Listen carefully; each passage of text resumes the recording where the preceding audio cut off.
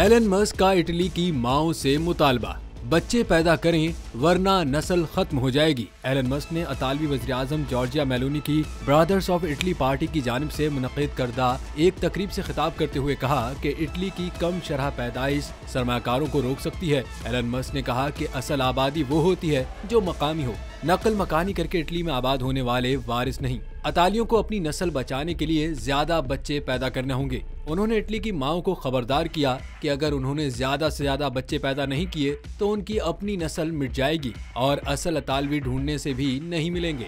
Elon Musk ने कहा कि वो कानूनी तौर पर हिजरत करके आने वालों के हक में हैं और तमाम ममालिक को चाहिए कि वो ईमानदार और मेहनती अफराद को खुशामदीद कहें, चाहे वो किसी भी मुल्क से आ रहे हों।